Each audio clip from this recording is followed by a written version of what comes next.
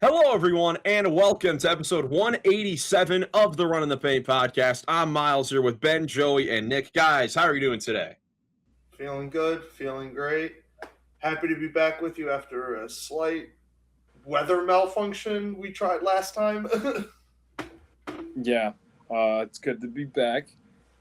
Slight hiccup last episode. It's all right, though. Good to be back. Like I said, March Madness has been bestowed upon us.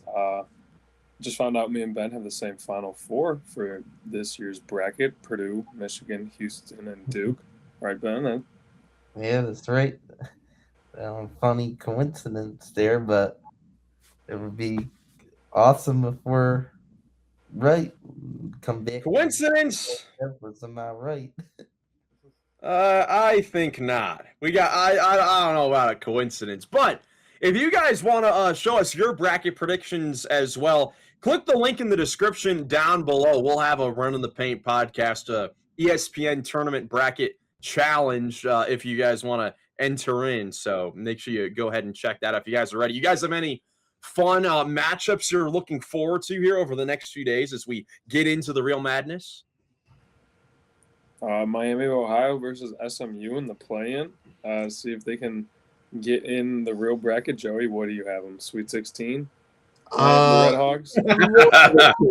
It does. It goes Miami, Ohio, or SMU, whichever one wins it. They don't have you pick the first four, which is kind of lame, but whatever. Actually, though, if they both win their first games, it's Wisconsin, Arkansas. I think is when I saw that matchup, it was the hardest one for me to pick of all of them. If they both win their first matchups, I know Wisconsin has a difficult game versus my cousin and Joey's sister's alma mater, High Point, who has a really good team this year. But we'll see how that goes. Go Panthers! Yeah, Ben, you have any matchups you're looking forward to? I'm looking forward to potentially in the East region. It's loaded. You got teams with super good legendary head coaches somehow on the East, and I'm looking forward to maybe a Kansas versus St. John's, or maybe a UConn versus Michigan State. Izzo and Hurley, and then Patino and Bill Self. That'd be crazy if that stuff happened. Yeah, for sure. Definitely excited for all the craziness this week. I can't wait to talk a little bit about it on the next podcast. But we got some NBA things to talk about here today. Of course, missing the last episode. There were some big things that happened last week that we just can't skip over. So we're going to talk about some of the historic records that have occurred over the last week. But to start off, we've got POELTL here today, and let's see if we can stay hot. We have been absolutely on fire over the last few. Unfortunately, in the POELTL in the episode that it was deleted by Mother Nature, we got another 2, which was our 3rd in a row. So I guess that technically doesn't count. So we're going to try to do it again here. Our first guest, a player that just came back from a long absence, Max Strus from our Cavaliers, who had a great game and has a new hairstyle that Joey is not a fan of. Let's see what we can do here. All right. Western Conference forward/center, it looks like, that is 28 or 27 years old. 28 or 27, so that would be a draft class from 5 or probably longer years ago. So 2018 or 19 draft class around Zion's draft class. Forward center, I don't know if he's a center, but I was just going off the top around that time period, I guess. Let's see, man. How old is Jaren Jackson Jr.? I was just thinking that as well. Either him or Lauren Markkinen. See, I think so. With forward being yellow, that's why I think it's going to be a forward/center, and I think Jaren Jackson would actually fit that, unlike Markkinen. All right, let's try it. If both of us are thinking of it, let's go for it. In 2? No. Very close. All right, 6'10" in the Western Conference, not in the Northwest Division. Number 21 or number 22. Oh, man. numbers are never a good hint for me. Let's look. I'm trying to think of players. So this isn't going to be Denver, Minnesota, Portland, Utah, obviously. Let's see, or Oklahoma City. Yeah, this is gonna be like a not. It might not be a rotation player guy because he's not coming to our mind right away. Yeah, unless we're just like forgetting someone that's very PJ obvious. Washington on the Mavs. Not PJ's bad. He is the number 25 though. Oh, okay. I was sure of the jersey number. Well, that's not bad at all though, Ben. Who did you say on the Mavs? Bagley? Bagley's another number that I don't think fits. He said PJ Washington. Yeah. Bagley would fit almost Spurs. everything else, though. I think he might not be. Enough. Oh, man, I just don't think this is bad. They just played the Cavs twice. I just watched both the games. I should know the number. But I don't think it's 21 or 22. I guess we'll try to guess something to try to get the team down. I'm trying to think of a good jersey number guess here. Does Houston? I don't think so. Joey, who do you got, man? You're real quiet. What's going on? I'm trying to think. 6'10". I'm really trying to think. 6'10". Who on Portland?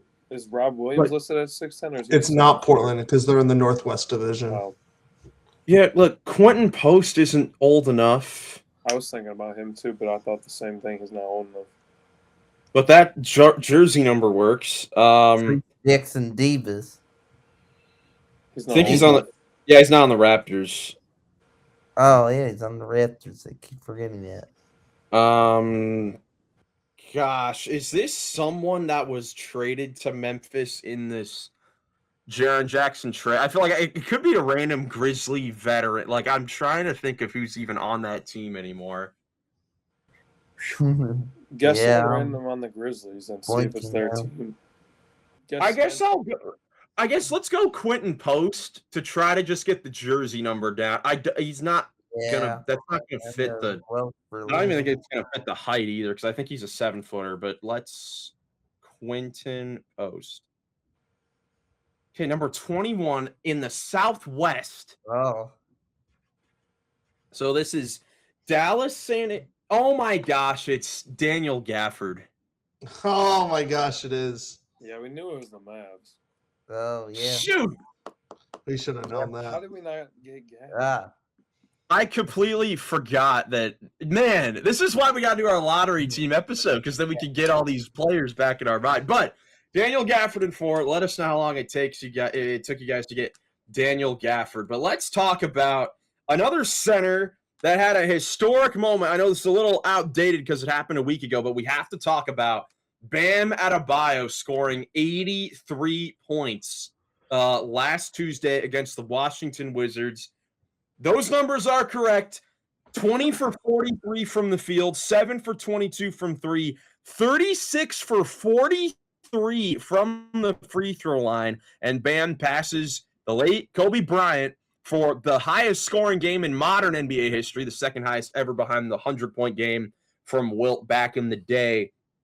Now, what's great about what actually happened in the deleted episode, the power went out essentially right as we were about to talk about this. So none of us have actually talked to each other in the last week about our thoughts about any of this stuff. So, Nick, let's start off with you. What did you think of this performance? Obviously, historic 83 points. Definitely unexpected. How did you feel about how that went down? It's a different game than I grew up watching and playing. It's a different game. I don't know if I want to be positive or negative. So I'll just, I'll say it's different and it was impressive because I was saying as the power went out, like, man, He was aggressive as all. Like I saw a lot of the replays. He was aggressive as all get out. Like attacking the rim, like earning most of his buckets up until like the free throws at the end and stuff. And I don't know. It really is a different game. And I would say scoring 60 whatever 3 or 61 through 3 quarters is awesome. Getting up to 83 just to go for it is less impressive, but like I'm not gonna hate because like I would like you can always like Bam's gonna be cemented for that. Like love it or hate it, like it's history and it's legacy and it's something he's always gonna be able to have. Yeah, Joey, what were kind of your thoughts about this? I know we always joke around how you're kind of the veteran of the podcast and kind of seen the most basketball around here. So what were your thoughts on this historic performance? Yeah, I very am much like Nick, where I have very much mixed feelings about it. Because, I don't know, it might just be my mad respect and admiration and love towards Kobe being Bryant, but I don't know. This one just wasn't as impressive to me as the game when Kobe did it. Especially like no matter what, scoring all that is incredibly impressive. But the one thing I really didn't like is when they were already up by like 20 something points and then they're fouling the Wizards just to get the ball back as quickly into Bam's hands just to score. You're clearly just prolonging the game. It's a little bush against a 16-win Wizards team. Like, do you really think they want to sit through that? Like, that's just I will say the Wizards put themselves in that position though. They 100% did. They literally let him get to that point where they were like, "Hey, he's close to passing Kobe. We should just go for it," because that's what happened. Like the Wizards played tough enough where like Bam had to keep scoring and like get the game out. So like that's why it's like I don't really want to take any credit away from that. I just don't like it. It's super boring. Like we talk about it like end of games in general. It's just the foul game and it's just not basketball. It just doesn't look good. It prolongs it makes like the last 20 minutes, it feels like. It's kind of the same way, but again, like you said, I'm kind of with you. I'm just more on the impressive stand about it, where it's the Wizards let him get it and they paid the price, but heck of an effort. Way to be aggressive, Bam, and congrats. Ben, what are your thoughts on this? Well, this is one of the more shocking NBA events that I think that I've seen happen while I've been paying attention with the NBA. And yeah, congrats to Bam. He somehow got 83 points. Shocking, but well, he was doing a good job at being aggressive and he was just feeling it that game. He somehow did it, but yeah, Bam was like not totally the guy, I was like, expecting like in the NBA we have the day to like do something like this, I would have thought, oh, maybe Luke Doncic or Donovan Mitchell or Anthony Edwards or want to be someone like that one day, but no, Bam and yeah, the Heat, they were fouling the Wizards, of course, like Joey said, and helped create an advantage for the Heat. And with that, which, it's fine with trying to get the record, but, I would say, like, yeah, the Kobe one was more impressive because, I mean, he really just earned that. He just really went off, and there wasn't, like, a whole bunch of fouling. Like, it was kind of a goofy game, though, that one, but still congrats to Bam. Yeah, Yeah. for anybody saying or arguing or wondering if saying one is more impressive than the other, Kobe's was definitely more impressive. He had like 20 or so less free throws, I think. And I mean, what do you guys think is more impressive? 61 through 3, like Bam had with the foul baiting and stuff, or not the foul baiting, but the fouling at the end and step padding, whatever, or 55 and a half like Kobe had. Like 55 in a second half is I think the better feat. Yeah.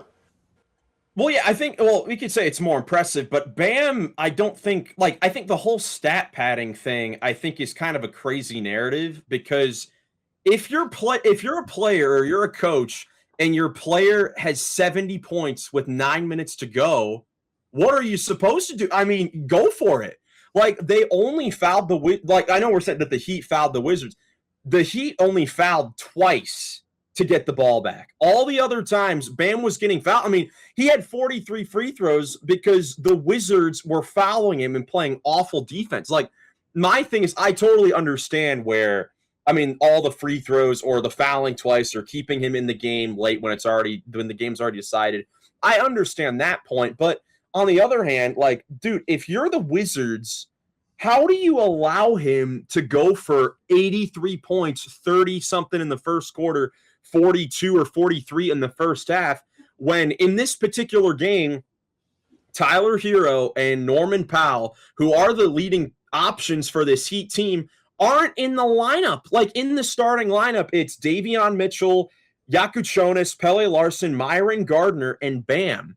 Wouldn't you think, if you're a competent professional basketball team, that in the locker room, in the game plan going into the game, Bam Adebayo is going to be aggressive and try to take and make shots so that the Heat can roll through this game? And that's exactly what they did. I feel no sympathy for the Wizards because they put themselves in this position. This is one of the more unacceptable performances by a team in NBA history. I mean, how do you allow someone to score 83 points when the next best offensive option is Davion Mitchell, who's out there for his defense? Like, this is, to me, is obviously it's great for Bam and huge congratulations to him, but it's all on the Wizards, to me, for allowing that to happen. I think that negates a lot of the conversation of, like, the Heat shouldn't be doing this. The Wizards allowed the Heat to mess around with the game.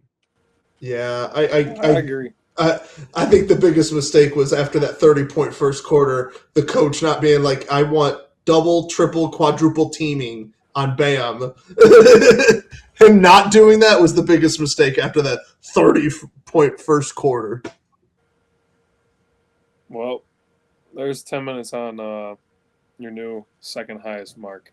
So, yeah, I mean, obviously, I mean, what I want to talk about last week, like, this opens up like a whole new world, I feel like, because I don't know, Ben, like you said, I don't know if any of us would have expected, an 80+ point game again. Nevertheless, Bam. So, like, it's crazy.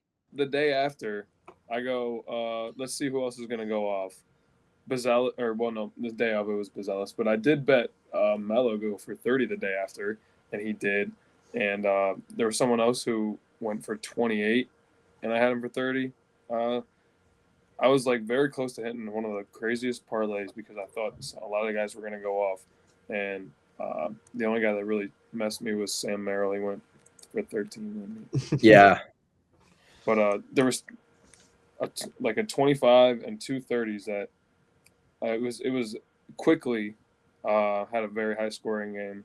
And Campaign also went berserk that day as well. I agree, though. I do think it opened up a whole new world. Like, we're talking at work, and the dude's like, they should just all these tanking teams should just let somebody try and go for 100. Like, give people to watch. Yeah, I mean, you wonder if that's even possible. Like, before that game, I did not think it was possible to get 100 points in a game, but I feel like this is possible. Obviously, no disrespect to Bam, but I don't know if we didn't exercise, if we did an exercise ranking like what players we would expect to score that many points, I don't know if Bam would have hit the top 50 before that game, honestly. And I mean, he missed 15 threes. Like if he makes a few more of those, he easily could have had a 90-point game in this one. Yeah. How many possessions did he get 2 threes on where they shot one, kicking it back out, 1, 2, 3 dribbles, got another one? That is a great question. I'll just say, and then we can move on from this because we have other stuff to get to. I'm just so impressed with the performance because, I mean, you guys know how much endurance that's got to take 43 field goals and 43 free throws. The man shot, plus the shots he got fouled on, he probably took 100 shots in one game, which is wild. Like, it's wild. My arms would be dead. Probably dead after scoring 30 and a quarter, like Kevin Love one game. Like, that's why it's just so hard and so impressive. So anyone that tries to take away the game from the performance from Bam, I just think it's ridiculous because no one could just go for Bam did not go into this game saying, I'm going to go for 80 plus points. Like, you just can't do that. So, congrats to Bam. Obviously, heck of an accomplishment. Who knows the next time we're going to see something like that. I mean, the record stood for 20 years, so we'll see if anyone else can get it, over the next few years. Absolutely. Another great record that broke last week, one that actually broke from second to first place, was the reigning MVP, Shai Gilgeous-Alexander, who last Thursday against the Boston Celtics in a close victory was able to get his 127th straight 20-point game, surpassing Wilt Chamberlain for number 1 all time. We talked about it when Shai tied this record, Joey, about how insane it is. I don't even think it's getting enough recognition of how impressive that is.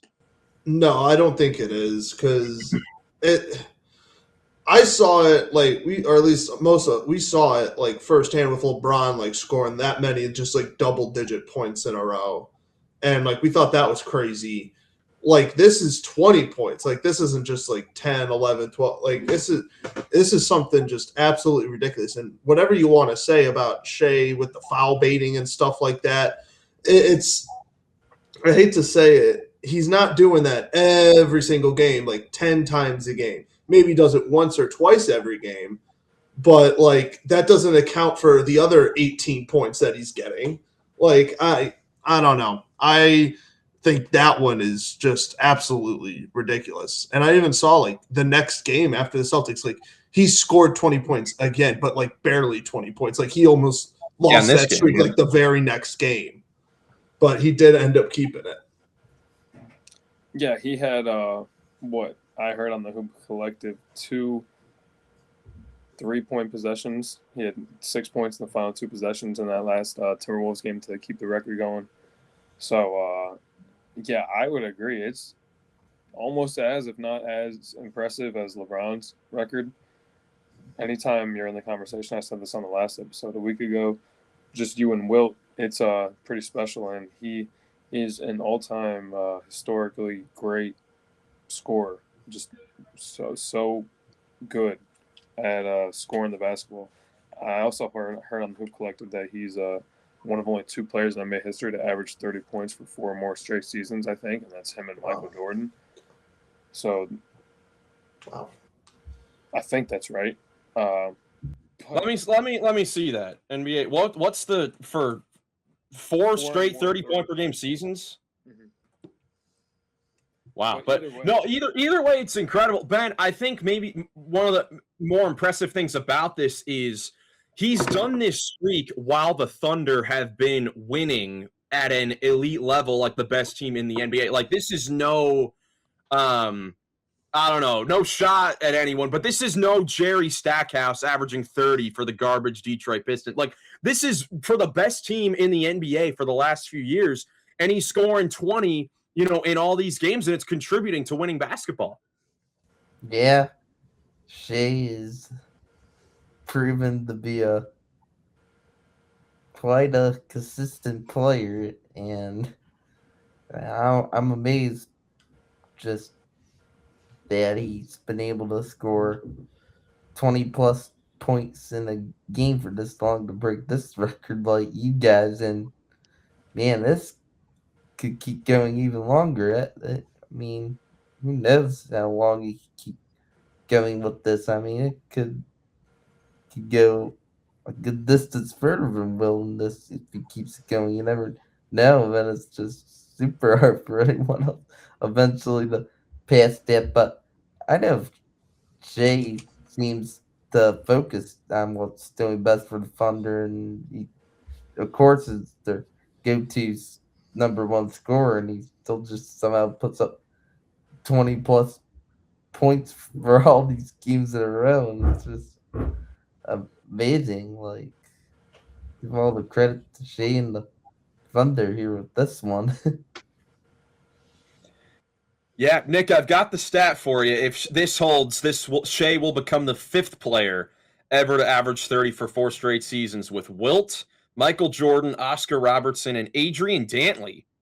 So, I mean, the first modern player. I mean, the most recent player of that is Michael Jordan, in the 90s. So that's kind of crazy that this is something that like even Kobe didn't do. Like I would have thought that Kobe at some point would have done this, but he's had Shaq and Powell and those guys. You would have thought Kobe, maybe even Kevin Durant or something like that. You would have thought someone might have had James Harden. James Harden, yeah.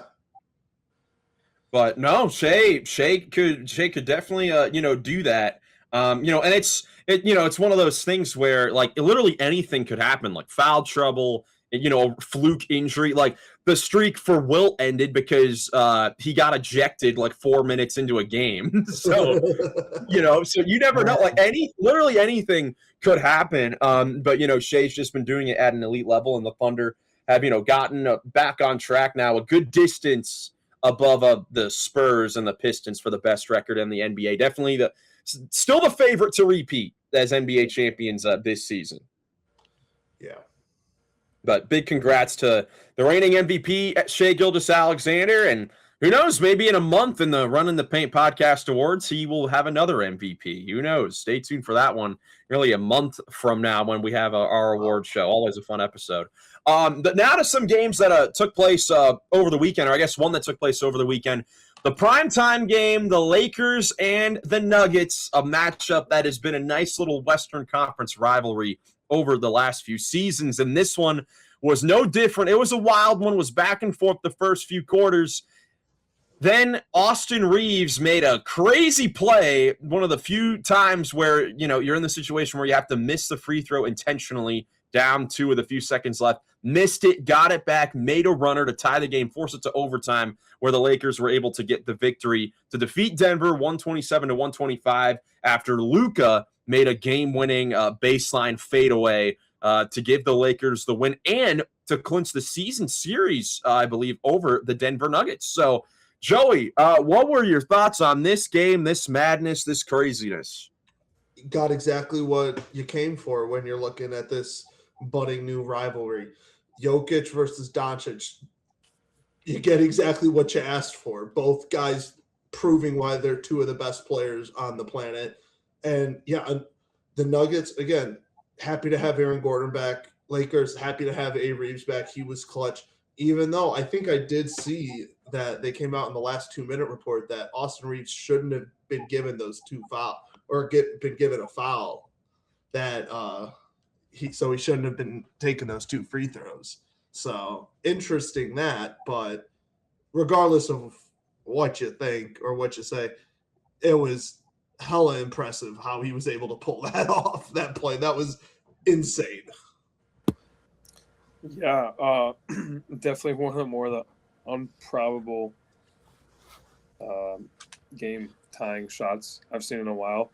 Perfectly missed, perfectly executed miss off the last second free throw. And I saw some people online on Twitter like commenting like, well, why didn't you put the 4th guy in the box or whatever? Dummies don't know that in the NBA you're not allowed to have a 4th guy. That's right.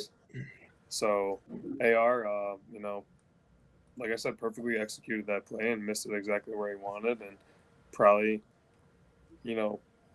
I don't want to use, I guess I'll use the word manifested, but like just executed like how he had thought it up, and he went through it probably in his head and just tried his best to do it right. What I will say is I was at work while this was happening, and it was funny because we have it on in the office, but I work at a casino, so everybody's out usually watching the game, and sometimes there's like big pops when there's a wall of TVs, and if we're watching the game in the back, it's usually a couple seconds delayed, and it was one of the bigger pops I've heard in a while when he did that. Like I said, because the unprobability, the unlikelihood. Yeah, I mean another clutch win for the Lakers, Ben, but another clutch loss for Denver in a game where for Laker fans probably feels like the first time ever where Jamal Murray had an absolute stinker, missing his last 13 shot attempts from the field after making his first. But again, a close loss for Denver here. I know we've been talking about it a lot here, Ben, over the last few weeks about should we be concerned about, the Denver Nuggets coming down the stretch of the season as they continue to kind of struggle in these clutch games, even getting like Aaron Gordon back now 5-5 in their last 10. Is it getting a little more concerning that the Nuggets haven't been able to figure it out in these games? Well, it's a bit concerning since they have dropped some of the Lakers and then the Thunder 2 a week ago. And yeah, I believe Denver could figure it out, but it's happened multiple times not that long ago. That's why it's a bit concerning. You just gotta do even more to step up in the clutch, I guess, based on what I've seen. But yeah, the Reeves play for them, that was unfortunate. But credit to Austin Reeves. It was an amazing play, and Aaron Gordon. I know he made one big free down the stretch in overtime for Denver. He was trying hard, doing well towards the end of that overtime period, and just still wasn't enough. They weren't able to make a whole lot of shots at overtime, and that cost them. The Lakers made this few extra big plays, including that Luka big shot to win it. And yeah, Denver does give up a lot of points with how they've done recently. So I would say, clutch time defense, got to take a look at that and see if any improvements can be made there. Yeah, I mean, the Lakers made just a lot. They made the plays down the stretch. I mean, DeAndre Ayton had some nice finishes in overtime. He had the block against Jokic, then the weird situation where he could have got the rebound, let it go back out. I saw that.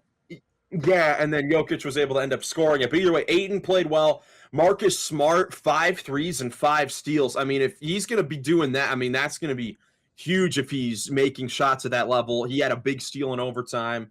LeBron, had some, certain plays as well. And Denver, they played pretty well, on the other side as well. I mean, Tim Hardaway, 20 points. He's had some really nice games for them. Feels like he's going to be one of their big X factors come playoff time.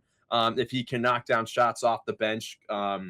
Jamal Murray's had an amazing season. I don't, 1 for 14 fouling out. I don't think you'll have that many, rough games from him like that. And Cam Johnson has been playing better. Aaron Gordon has been playing great all season. And obviously you have Jokic. So I think the Nuggets, I think the defense part is something that they do need to figure out because if, you never know what playoff matchup they could get. I mean, the whole entire conversation could be flipped going into the playoffs. Like if they have to play like the Lakers in the first round, I know that's a matchup that Denver has dominated over the years, but if the Lakers are going to be this good in the clutch and Denver is going to struggle defensively, that's probably not a matchup that Denver wants to see, in the first round. They're getting in a position here where they're going to have to play a very good team in the first round. Yeah, like I've been saying the last couple episodes, it might just be a year where too many things have gone wrong and they're not playing their best basketball. going into the playoffs, like you've been saying, Miles. And, to have success, you have to have a lot of things go right. And they haven't had a lot of things go right this year, even though they've had the best supporting cast, like we said, coming in for Jokic. And but that is the reason to believe that it could still work out, is that they still have all the pieces, and like Cam Johnson can start playing a lot better. Aaron Gordon has looked pretty good since he got back. Like you said, Jamal Murray isn't going to go 1 for 14 every game. So I don't know. We had them in the inner circle a month ago. I don't remember. Did we take them out? Yeah. Okay. Well, I think they could if get the back stars in there. align. Yeah. But no, they could definitely get back in there because they do have one of the top players in the league, and we do still have a month to go for the seeding to all figure themselves out.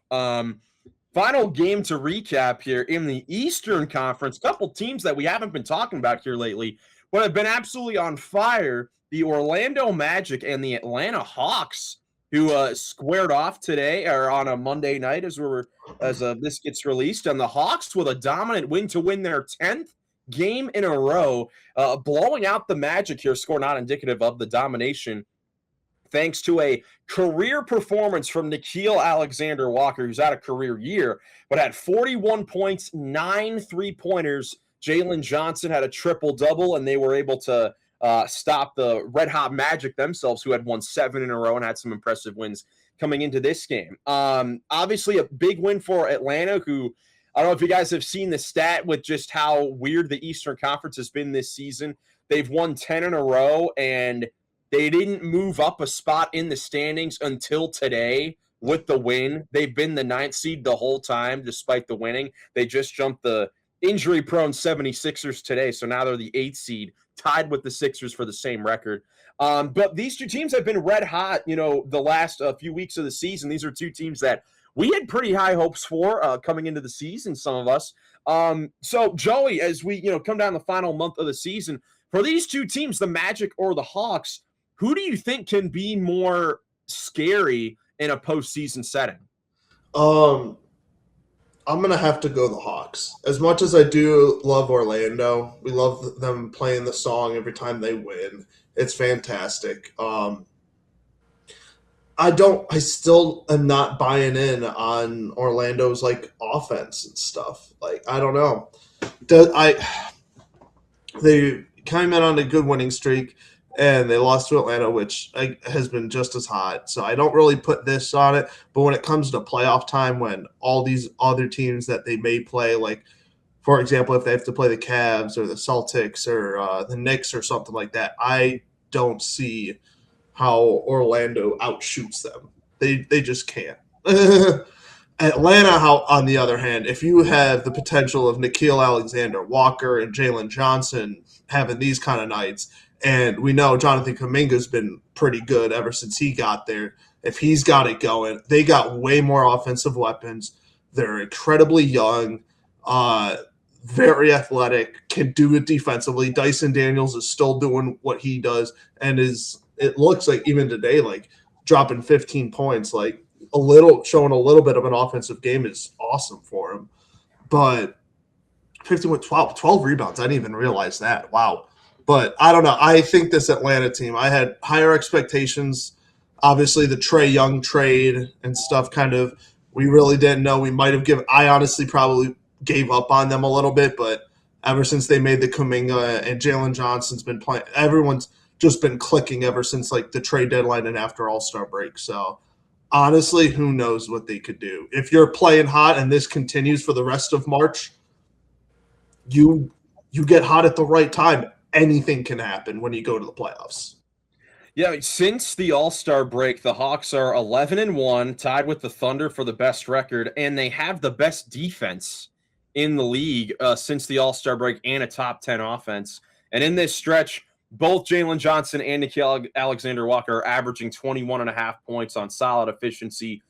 Kuminga's been good when he's played. CJ McCollum's averaging 18 points off the bench in his role. And they just have a lot of different pieces, but and obviously looking great as of late. Ben, how about you? Who do you think could be more dangerous in the playoffs, Orlando or Atlanta?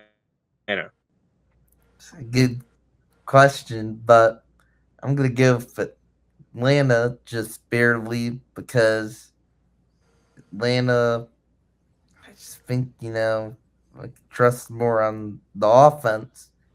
Like Orlando, I've seen, struggle in like clutch time with some bad offense. I mean, I was watching some their game against the Miami Heat, the game before that, and the Magic won that game. They were up by a lot for a while. Then like the Heat almost came back and won. It was like funny towards the end of the game. It's like Orlando was kind of struggling with scoring towards the end of that one. It's like, come on, you gotta put it away a bit better than that, even though they still won. And I just think Jalen Johnson, Keel Alexander Walker, and Kaminga, I could trust, those guys scoring better, down the stretch of games, and they could play good defense still, at least. Like as we mentioned, their defense has been quite impressive. I would say it's the Hawks too. If they're shooting the way that they do when they're hot, like when Nikhil has 40 or so, that's crazy.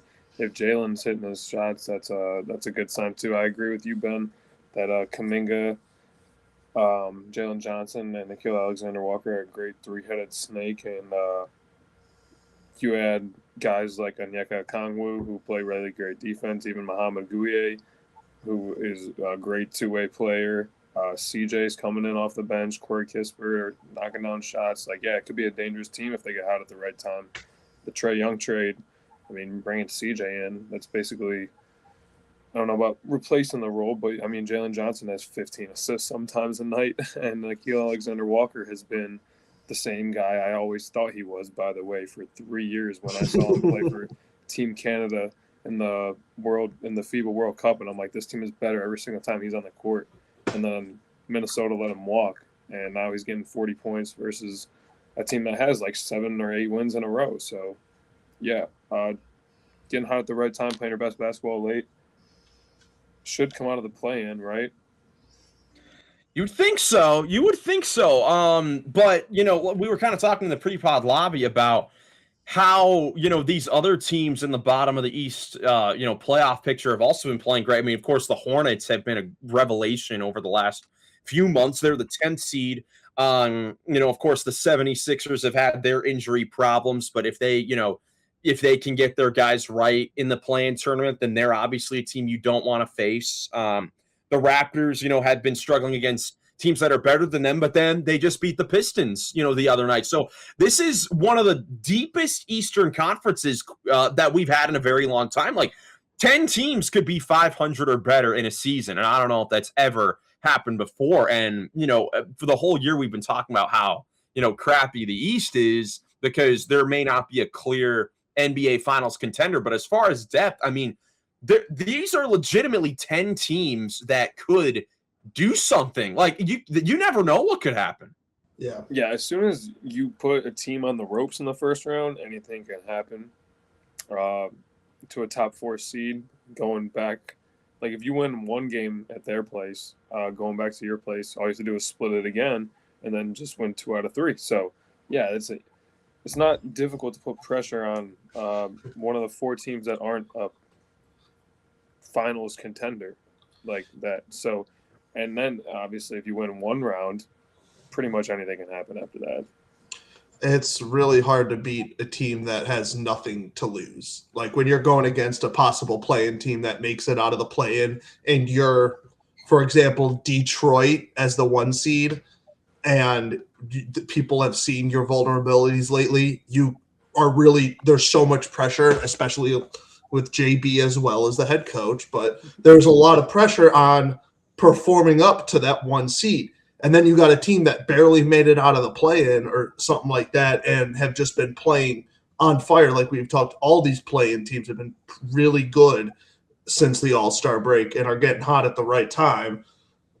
All these teams, they're like, hey, this is just playoff experience. We don't really have much expectations. People are we just want to put up a fight. And if you just, it's kind of why I love March Madness. I know we're right at the time, but like, there's a lot of teams here that have nothing to lose, and they're just going to play their absolute hearts out. And those are the scariest teams to play. Well, especially because in this Eastern Conference, I'd say besides Boston, I feel like every team could crack or fold if something doesn't go right. You know what I mean? Like if, Atlanta or Miami or Charlotte or Philly, or, any of these, teams that don't have the home court, any of these lower seeded teams, if they came in and got, a 1-1 split in the first 2 games, the team with a higher seed might start to be cracking a little bit. And there you already have a series. And, you never know what could happen after that point. So that's what makes it so interesting. And it's just so close. Like teams 5 through 9 now are separated by 1.5 games.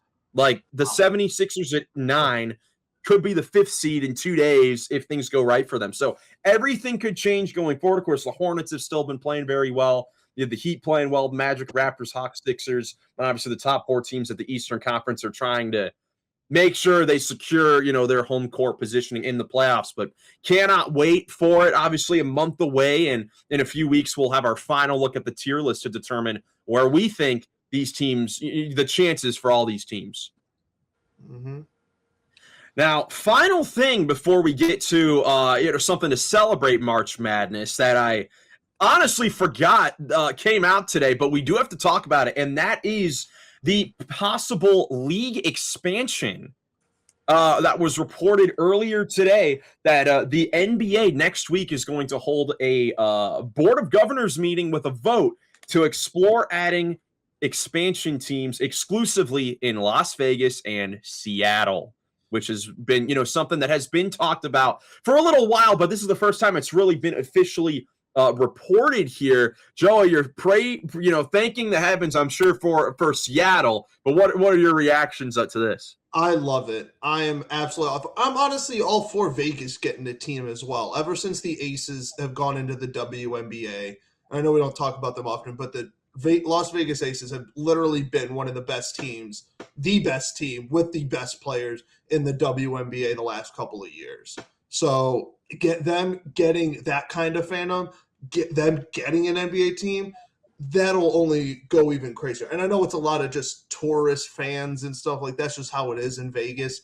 Regardless, that's just awesome. But Seattle deserves a team. I have much love for Seattle, the Supersonics. I was kind of heartbroken for them when they lost their team, honestly. So I really just am very excited that they have a chance, and I really hope they do. And I did see that if that happens and they do bring in Seattle and Vegas, there is a possibility that the Memphis Grizzlies and the Minnesota Timberwolves will jump over to the Eastern Conference. And then the Seattle and Vegas will go to the West. What do you guys think about that as well? So it would be one of the 2 teams. So what'll be very interesting is those 2 teams, are gonna battle the heck out to try to move to the East, try to move from the competitive West. Even though the East obviously has competitive teams, the West is still obviously better. Yeah.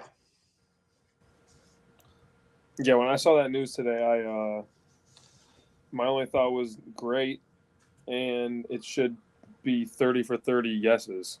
Yes, I would imagine, because it adds, I think, billions of dollars to all of the owners' pockets when the NBA sells the rights to expansion teams like that. They just need to bring Vancouver back and get them another Canadian team. Well, one of the reasons this works is just because of how talented the league is now, right? Like you have some players that are out of the league that definitely deserve to be on NBA rosters, but there just aren't, the roster spaces available.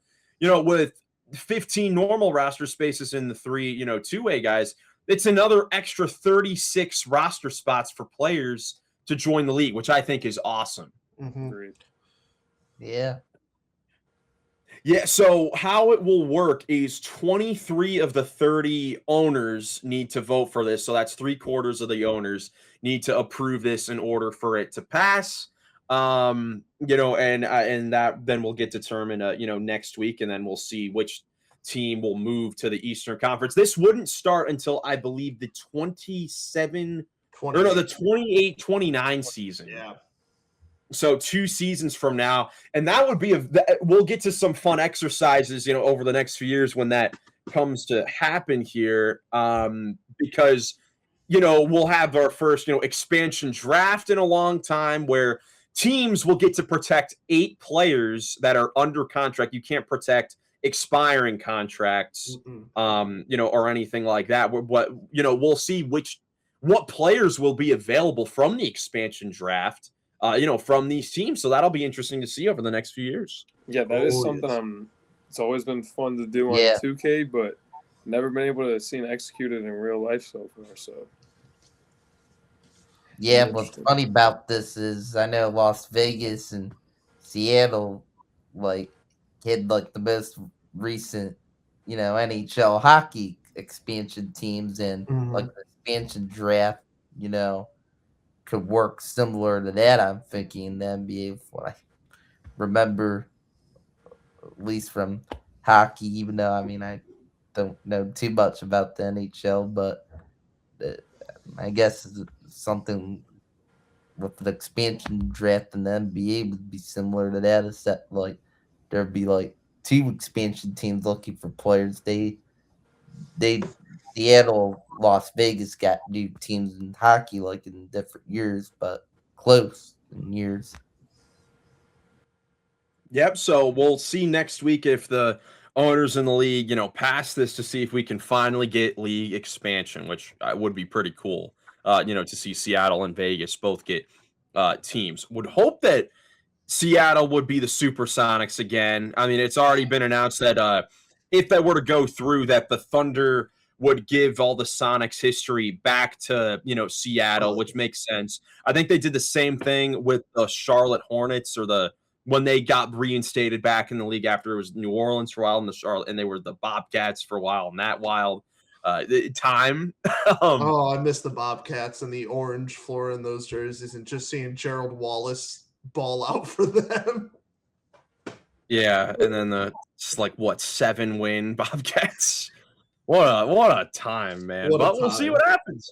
But as we've been talking about through the episode, it is March Madness, which means that, we talked about at the beginning, you should be filling out your bracket. Make sure you check out the link in the description down below. But over the next couple episodes, we are going to fill out our own bracket, courtesy of Mr. Joey. So, Joey, you want to explain what bracket we're going to be filling out here? So I had a couple ideas of what kind of bracket I was thinking of, because I wanted to do something bracket related, because this is one of my favorite times of year. And I've been seeing it around some other people and comparing nicknames. So I had a great idea of doing a bracket with nicknames. And so we're going to do 64 nicknames. However, 32 teams 32 players that we're going to do today are classic players, old retired players, classic. And then the next episode, we'll do the current. And then we'll have the champions face off against each other, who we think is the king of nicknames. Okay, so it's classic on one side of the bracket and new on one then? And then current on the other. Yep. All right. So the order of the nicknames were Joey. This is Joey's seeding, correct? Right. This is strictly my opinion, who I think is just my favorite nicknames to say, how iconic they are, fan favorites. There's really not a exact gauge. It was truly just how I was feeling in my gut at the time. But I think I made a really good bracket, to be honest. Okay, so to avoid a tiebreaker situation, and since you'll get to see, as viewers, you'll get to see Joey's seedings, it'll be up to the 3 of us, right, Ben, Nick, and I, to determine who comes out of the bracket. So this will be very interesting. I have it here, so let's pull it up on the screen. Here we go. We're going to go one by one. Actually, first of all, here is the full bracket. There's a lot of names that you probably can't read them all, but let's just go. We're going to go one by one here with each matchup here and get things going. And if there is any questions for you youngsters and you don't know who a player is, Don't be afraid to ask. I know every single one. But All right, so Joey, as the commissioner, you want to introduce the matchups, introduce the first matchup. I can do that. So the number 1 seed we had is Jason Williams, aka White Chocolate, which is probably my favorite nickname of all time. I love watching Jason Williams play. And honestly, the 32 seed is another one of my favorite players in Superman Dwight Howard. So 2 of my fan favorites. Oh, and disclaimer, by the way, I had 46 nicknames I had for classic players, and I had to cut 14 of them out to make this bracket to 32. So this was really tough for me, to be honest. But what do you guys think? White Chocolate or Superman? All right. Praying that this website works, by the way. Never tried it before. Shout out to bracketmaker.app. You better work, or else, you better work. All right. First matchup, White Chocolate versus Superman. This is a little bit tough. Honestly, I love a good old classic. Superman is in the building. I love it. So my vote would go to Superman. How about you guys? I would say White Chocolate easily. I think I would have to go White Chocolate. All right, we'll go White Chocolate. So there we go. Yeah, the only reason I actually had Superman that low is because technically Shaq's name as well as Superman. So, like, there's always the discussion and stuff. But that's okay. Shaq's in the next one. Shaq is in the next one. We got the 16 seed Dr. J, Julius Erving, versus Shaq Big Diesel. So what do we think? This is 16, 17? 16 and 17, yep. Ooh, yeah. This is tough. This is a tough one. Tough one. Okay. I'll go Big Diesel. Diesel for Nick. Ben? Tough. I'll go. Man, I'll go Dr. J. Dr. J. Miles, you are the tiebreaker. Dr. J or Diesel? We're going with the Diesel. Oh, we're going Shaq. Diesel, okay. Okay, nice. Make sure you guys play along at home as well. I want to hear your opinions down low in the comments. We'll go with round 1 first, and then we'll go to these next matchup. All right. Next, we got at the 8th seed, because that is the number I grew up watching the Black Mamba, Kobe Bean Bryant play in. And then the 25 seed is the Worm. And I know Nick didn't even know who the Worm was before, but that is Dennis Rodman, the Worm, that crazy man. So what do we think, Black Mamba or the Worm? I mean, it's hard to go against Black Mamba. Mamba? I'll give the Mamba. It's got to be Mamba, sweep. bro. Easy. Yep.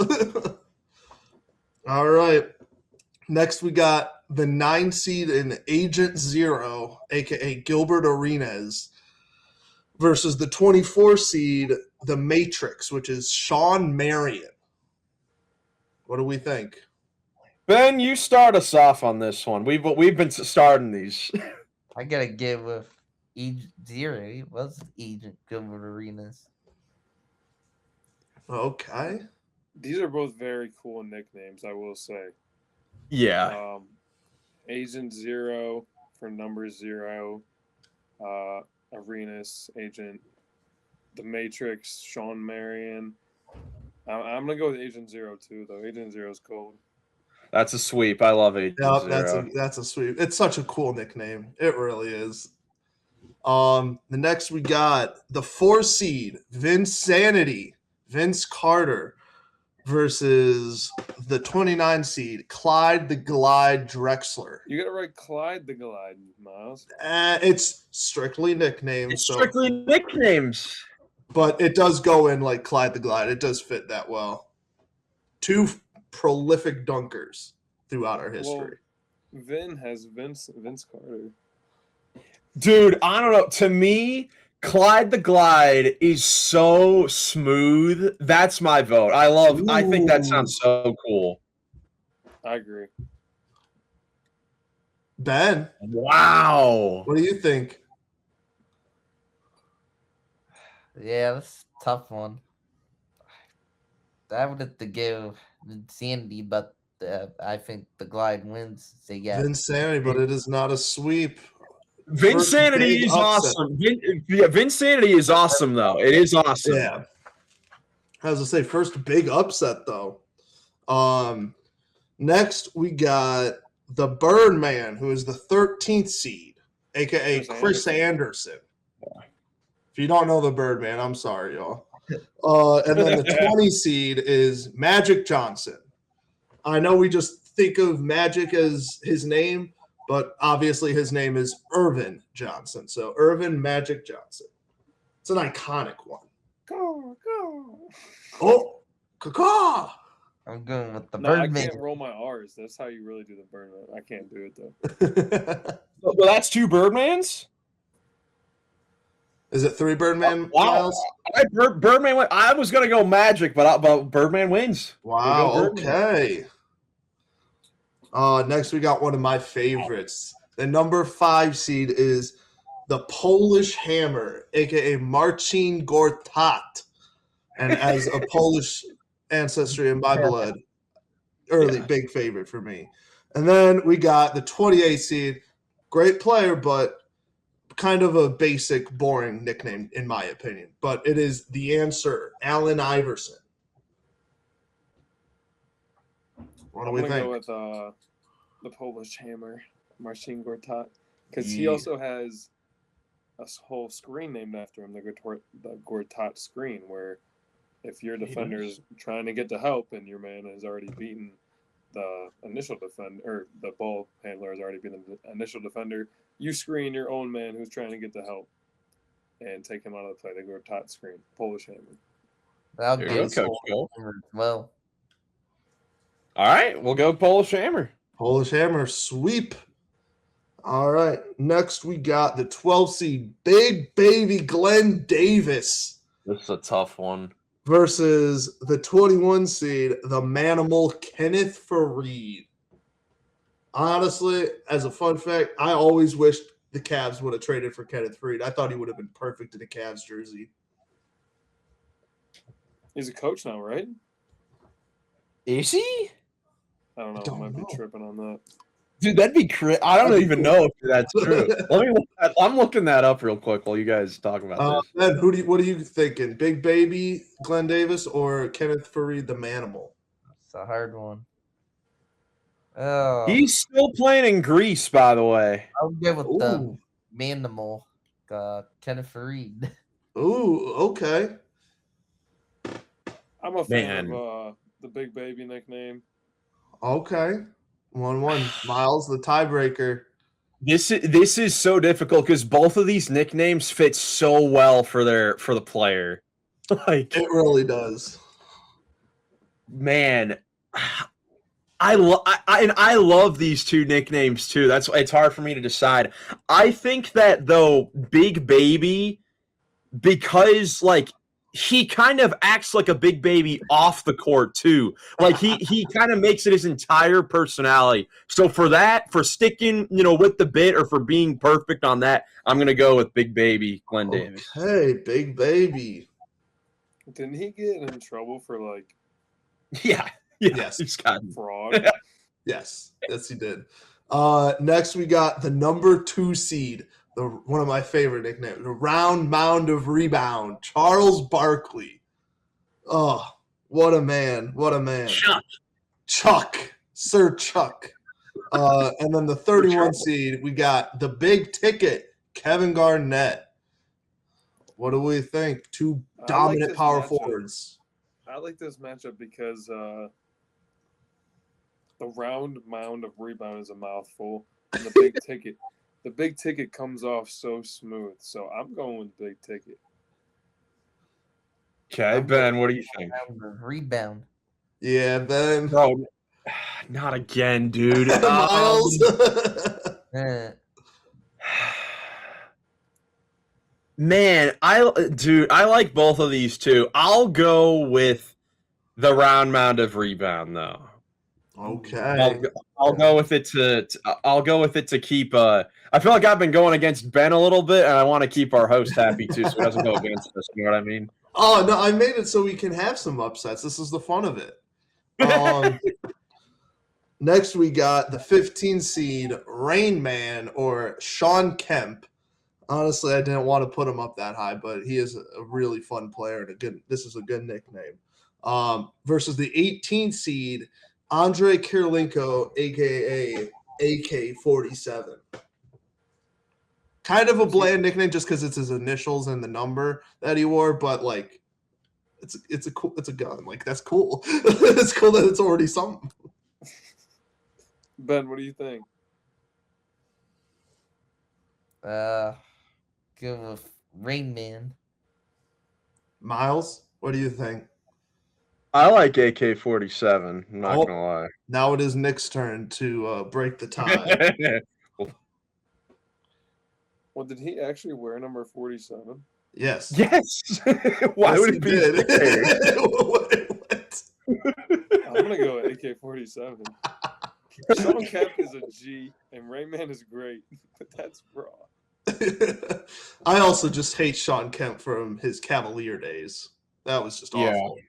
But speaking of the Cavaliers, we got one of my favorite players of all time in a Cavaliers jersey. We got Wild Thing Anderson Varejao versus Hakeem the Dream.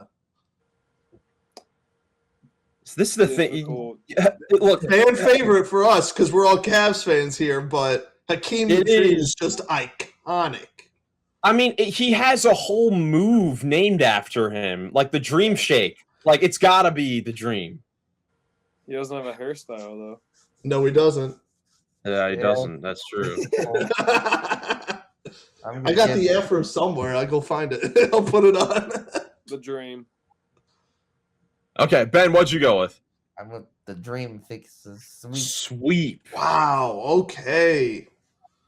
Dang. Okay. Next, we got the number. What is it? Oh, number 10 seed, the White Mamba, Brian Scalabrine.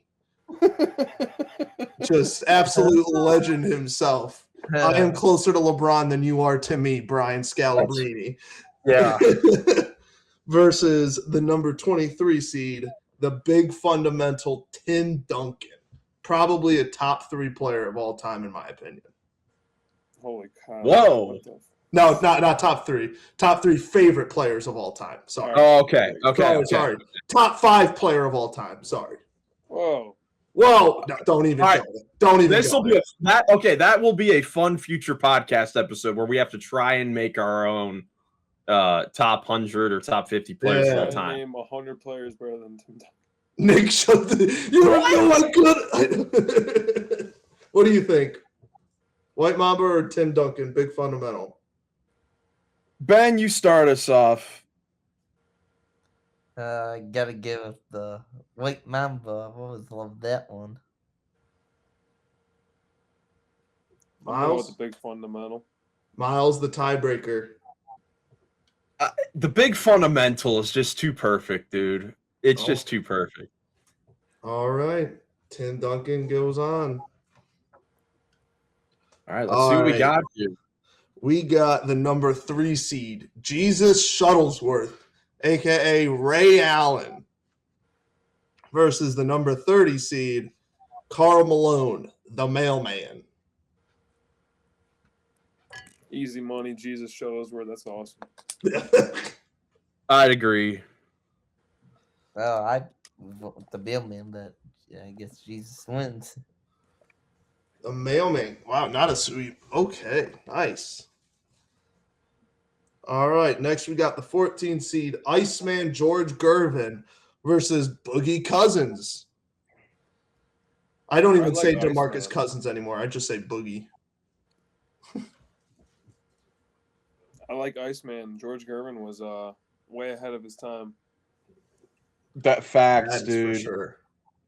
Man, Joey, what you said about Boogie is true. Like, you do just say Boogie Cousins now, but I personally like Iceman more.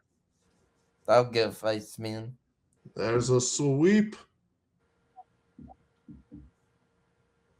All right, what do we got here? The final 2 matchups of the first round. All right, we got the number 6 seed. Took over the world for a minute. Linsanity, Jeremy Lin. Literally a minute. Literally a minute. Literally a minute. Versus the 27 seed, Gary Payton, the glove. How do you not have? Oh wait, never mind. This is classic. What were you thinking? The claw. Oh yeah, he plays. That'll be there the next episode. Or will it? Ooh. I'm just kidding. It'll probably be there. Ben, what do you go with? You start us off. Sandy, see what I got. Linsanity. 2 for Linsanity. 2 for All right, there you Linsanity. go. I was gonna go the glove, but we'll go 2-1. Linsanity. Okay.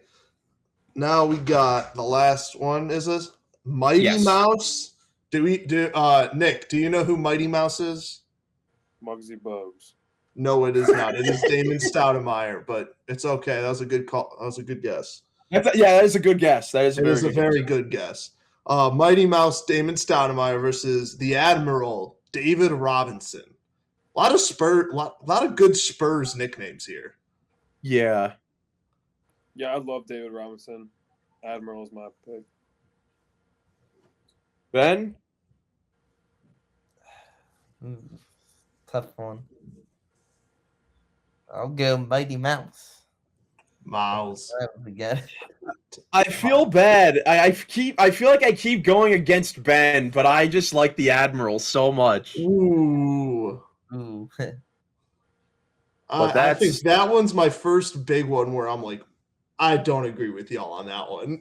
I'm with Ben. Wow. Just because strict nickname, like not taking apart the player, the nickname Mighty Mouse is a far superior nickname. But it's also how the name fits the player. That is very true. That is true. That is in with like how good the nickname is, and if it was Muggsy Bogues, it would fit him better. Well, Muggsy is his nickname.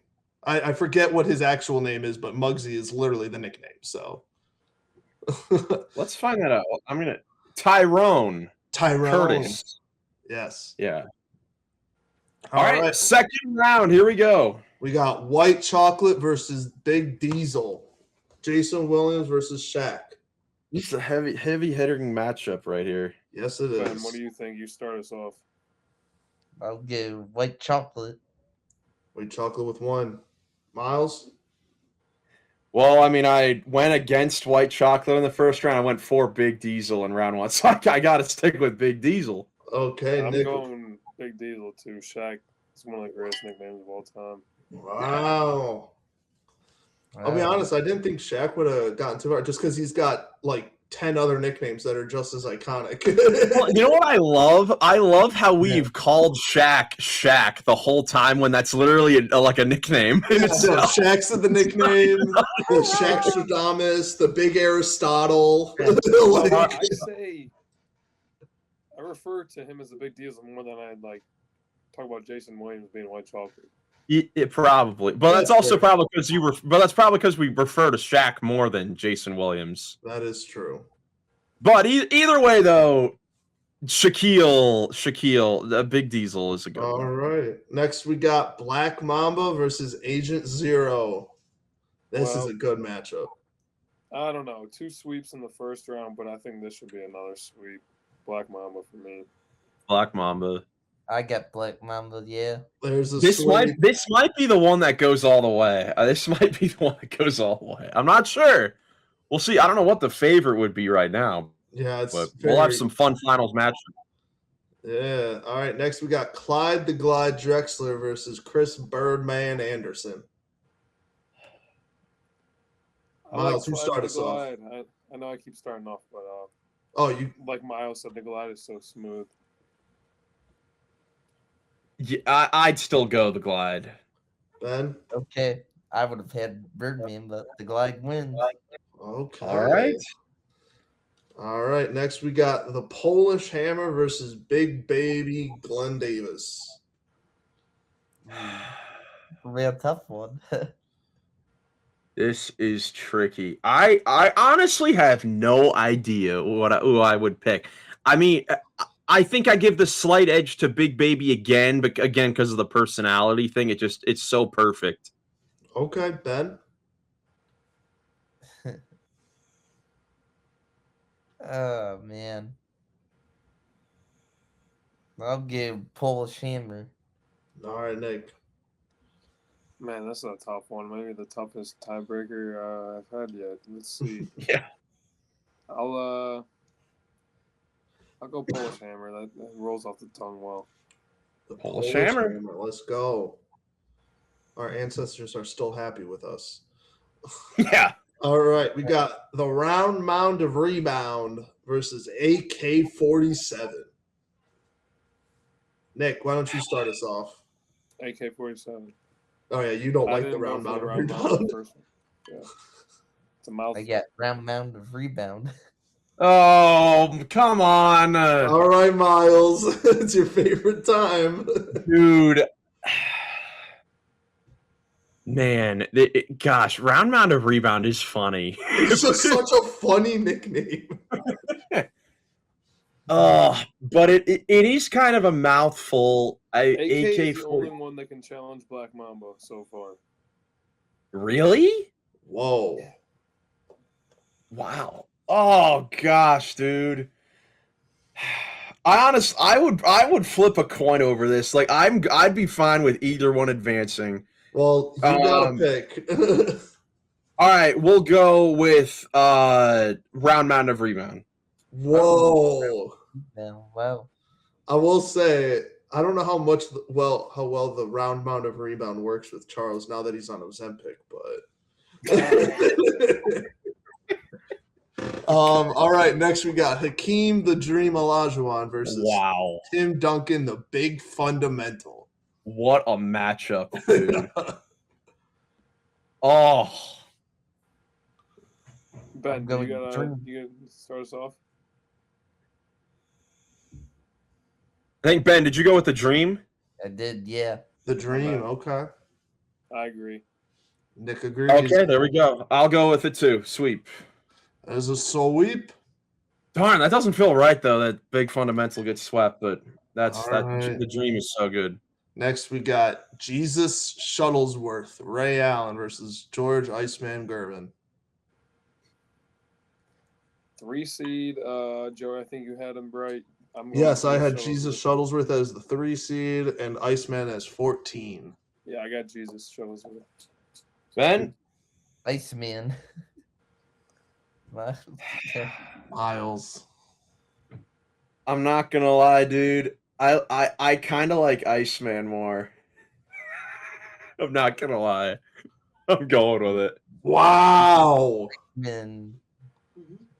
That might be that. Now that I think could be a controversial That upset. is very controversial in my opinion. I would not have done that. But here we are. This is March. This is March. It's the madness. All right. Next, we got the 6 seed Vinsanity versus Linsanity. Or Linsanity. Yeah, you're right. Linsanity, the 6 seed versus the 23rd or 22nd seed, the Admiral David Robinson. I got Linsanity. Linsanity for Nick. Ben? I'd go the Admiral. Oh, Ben with the tiebreaker this time. Feel the pressure. The Admiral. The Admiral. Wow. Okay. Back-to-back upsets. Wow. Clearly, I did not do a great job on the seating. down to the what, Elite 8 here? Yeah. All right.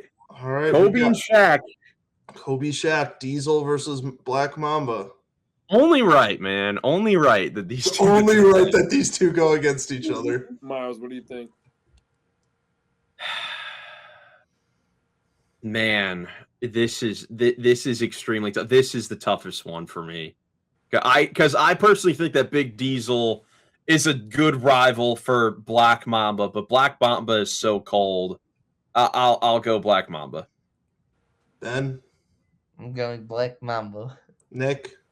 Yeah, sweep. That's another sweep. Wow. So is Black Mamba going for the perfect sweep in the bracket? It's looking like it's the early favorite. Yes, it is. Did you have Black Mamba? I had the Black Mamba as the 8th seed. What? Well, I did that just because it has number being 8. Like, realistically, I probably should have put him top 4, but his number All right, was let's 8, keep so I had going. to. We'll see if it goes all the way, or if we'll find another upset later. Yes, let's see. We got Clyde the Glide Drexler versus the Polish Hammer, Marcin Gortat. Sticking with Clyde the Glide, I voted for him in the first 2 rounds. Clyde the Glide. Ben, Going with Polish Hammer. I'm going with the Glide. Okay, it's too smooth. Clyde the Glide moves on. I'm telling you, it's too smooth. As the 29 seed. Oh my gosh! Wow. All right, next we got the 2nd seed, the Round Mound of Rebound, versus the 26th seed, Hakeem the Dream Olajuwon. Does the mouthful move on? Nick, we already know your answer. I vote. This is the first time I'm voting for the mouthful. Really? Really? I'm going the Dream still. I Ben, got a good dream. Yes. Yes. the Dream moves Yes. on. What's just that? That's what I'm talking The about. first time you vote for Charles Barkley in the Round Mound of Rebound. Which only advanced because Ben and I went with it the last 2 times. I guess here's the question: if AK-47 would have advanced, Nick, what would you have gone with? AK-47 or the Dream?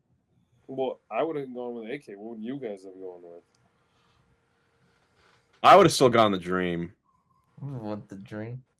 Okay, all right. So still the right team advances. All right, next we got the Iceman versus the Admiral, 2 Spurs legends battling it out. I like the Iceman in this one. The Iceman. I'll Ben? go with the Admiral. Ooh, Bro! Miles. Here we go. Oh man, dude. Iceman or Admiral, 2 Spurs legends. What moves on to the Final Four? I'm gonna go with the Iceman. The Iceman moves on. Wow. All right, so here we are, the final four. 4. Black Mamba and the Glide is the first Final Four matchup. What do we think? What do you think? Black Mamba. Mamba. I'll go vote for the Glide. Well, no. Wow, sweep. there's the first loss in the postseason. Wow. Black Mamba Black all the way to the Mamba. finals with only one person voting against him. All right, next we got Hakeem the Dream versus Iceman, George Gervin. Oof. I like the Dream in this one. Gonna give it the dream. I am too. A sweep. Wow. And now the matchup, the final matchup. The that we've final all been waiting matchup. for. Kobe Bryant, the Black Mamba versus Hakeem the Dream Olajuwon. Black Mamba. Ben. Black Mamba as well. All right, Black Mamba wins. I'll go with the Dream. So we have a competitive final. Okay. Nice. So it's Kobe Bryant, the Black Mamba, is the champ from the Classic. Well, that was fun. That was a lot of fun. So we'll see. You guys agree with that, though? Like, that's the best Classic nickname of all time. Yes. You guys comfortable with saying that? Yeah. Yeah, I'll say yes. I am comfortable saying that. You did good with the seating too, dude. Yeah. Like I said, there was a lot of names I had to cut off, which kind of sucked. Well, I was asking my friend Trey for help, and his first thing was, I want to cut his airness, Michael Jordan. I don't like that nickname. And I'm like, okay. But no, I think Black Mamba is certainly a deserving champion of the Classic nicknames. I'm excited to see if any of the current nicknames that we have in the league today will come even close to that. We'll see if there can be a win for a current team. There is a lot, when I came up with a lot of these names for the current teams, there's a lot of current players I didn't know that had really good nicknames. All right. So Like, very will be excited for pleasantly that one. surprised. Yeah, absolutely. Let us know down below if you also believe that the Black Mamba is the best nickname, and who you think should have advanced to the final to play the Black Mamba. Should it have been, Round Mound of Rebound, the Admiral, any of these other nicknames, the Big Diesel, any of those? If you would have had a different order, that was a lot of fun. I cannot wait for the current bracket in the next episode. Stay tuned for that. That should be a lot of fun, where we will determine who has the best nickname in the history of the NBA. You guys have anything else before we get out of here? Just make sure you join Ben's bracket. The Runnin the Paint ESPN bracket link will be down in the description. Yes, and make sure you pick the Florida Gators to win the championship, going back to back. We'll see. That's right. All right. Well, thank you guys so much for watching. If you enjoyed it, leave a like, subscribe for more NBA content. Hope you have a great rest of your day, and we will catch you in the next one. Peace. Peace.